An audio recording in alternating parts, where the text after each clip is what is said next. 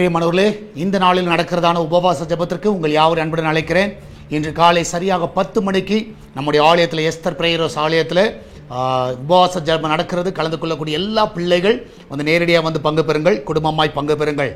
அது மாத்திரமல்ல, ஒவ்வொரு ஞாயிற்றுக்கிழமையும் 4 ஆராதனைகளை வைத்திருக்கிறோம். அந்த ஞாயிற்றுக்கிழமை ஆராதனைகளில் காலையில் 3 ஆராதனையும் மாலையில் 1 ஆராதனையும் இருக்கும். கலந்து கொள்ளக்கூடிய எல்லா பிள்ளைகள் குடும்பமாய் வந்து பங்கு பெற உங்கள் யாவரும் உற்சாகப்படுத்துகிறோம்.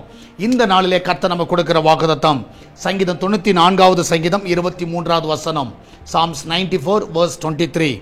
அவர்களுடைய அக்கிரமத்தை அவர்கள் மேல் திருப்பி அவருடைய பொல்லாப்பின் நிமித்தம் அவர்களை சங்கரிப்பார். நம்முடைய தேவனாகிய கர்த்தர் அவர்களை சங்கரிப்பார்.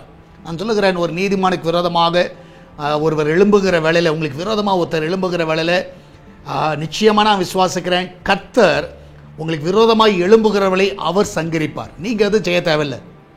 ஏன்னா இந்த அதிகாரத்தில் நீங்கள் வாசிப்பில் என்றால் அதுக்கு முந்தின வசனங்கள் சொல்லுகிறது, அவர்கள் நீதிமானுடைய ஆத்மாவுக்கு விரோதமாக கூட்டம் கூடி குற்றமில்லாத இரத்தத்தை குற்றப்படுத்துகிறார்கள். ஸோ ஒருவேளை நீங்கள் எந்த தப்பு செய்யலை, எந்த ஒரு குற்றம் செய்யலை, ஆனால் உங்களை குற்றப்படுத்துகிறார்கள், உங்களுக்கு விரோதமாக எழும்புகிறார்கள் என்று வைத்துக்கொள்ளலாம். நான் விசுவாசிக்கிறேன், அப்படி ஒருவேளை உங்கள் ஆஃபீஸில், உங்கள் குடும்பத்தில், உங்கள் வீடுகளிலே நான் எந்த தப்பு பண்ணல, ஆனால் எனக்கு விரோதம் என்ன பண்ணுறாங்க, பொய்யாய் எழும்புகிறார்கள், பொய்யாய் குறை சொல்லுகிறார்கள், எனக்கு விரோதமாய் பேசுகிறார்கள். பல விதத்தில் நீங்கள் பாதிக்கப்பட்டிருக்கலாம். ஆனால் அவங்களுடைய அக்கிரமம் எல்லாவற்றையும் கர்த்தர் அவர்கள் மேலே திருப்புவார். அதனால் உங்களுக்கு எந்த பாதிப்பு இல்லை. கர்த்தர் உங்களை பாதுகாக்கிறவராக இருக்கிறார்.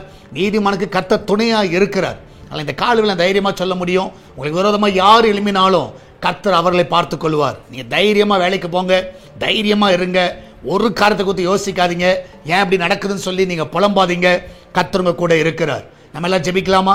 நன்றி ஆண்டவரே, இந்த நாளிலும் ஆண்டவர் அருமையான கத்தா ஒவ்வொரு பிள்ளைகள் அனுபவத்தில் வைக்கிறோம். வேலைக்கு போகிற பிள்ளைகள், வீட்டில் இருக்கிற பிள்ளைகள், படிக்கிற பிள்ளைகள், வயதானவர்கள், வாலிபர்கள் எல்லாரும் நீங்கள் காத்துக்கொள்ளுங்கப்பா. ஒருவேளை குற்றமில்லாத அந்த பிள்ளையோட வாழ்க்கையில் ஆண்டவர் அநேகர் குற்றப்படுத்தலாம், அநேகர் அவளுக்கு விரோதமாக எழும்பலாம், அநேகர் பேசலாம், தேவையில்லாத சண்டைகளை இடலாம். ஆனால் இந்த நாளில் ஆண்டவரே, அவளுக்கு விரோதமாக எழும்புற எல்லா அக்கிரமக்காரர்களை ஆண்டவரை இந்த வேளை அதம் பண்ணி போடுங்கப்பா. இந்த நாளில் அவருடைய அக்கிரமங்கள் அவர்கள் மேலே திரும்ப பண்ணுங்க.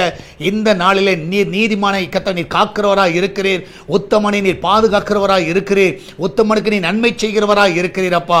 இந்த நாளில் ஒவ்வொரு பிள்ளைகளை காத்துக்கொள்ளுங்க, ஒவ்வொருவரையும் ஆசீர்வதிங்க. விசேஷமாய் கத்தா வேலையில்லாத பிள்ளைகளுக்கு நல்ல வேலையை கொடுங்கப்பா. அன்ற பிரசவத்துக்காய் போகிற பிள்ளைகள் நல்ல சுகத்தோடு பிள்ளை பெற்றெடுக்கட்டும். கடன் பிரச்சனையில் இருக்கிற பிள்ளைகள் எல்லாம் கடன்லேருந்து விடுதலை கொடுங்கப்பா. ஆண்டவர் விசேஷமாய் குடியில் இருக்கிற குடும்பங்கள் அந்த குடியிலிருந்து விடுதலை கிடைக்க உதவி செய்யுங்கப்பா. இதனாலே ஆண்டவரே, எல்லா ஸ்கூல்ஸும் உடைய கருத்தில் வைக்கிறோம், எல்லா ஸ்டூடெண்ட்ஸும் உடைய கருத்தில் வைக்கிறோம். ஆண்டவரே கர்த்தர் எல்லா பிள்ளைகள் நல்ல ஞானத்தை நல்ல கிருபையிலும் கொடுங்கப்பா. ஆண்டவரே, படிக்க வேண்டிய காலங்கள் நன்றாய் ஞானமாய் படிக்கவும் பயத்தோடு படிக்க உதவி செய்யுங்க.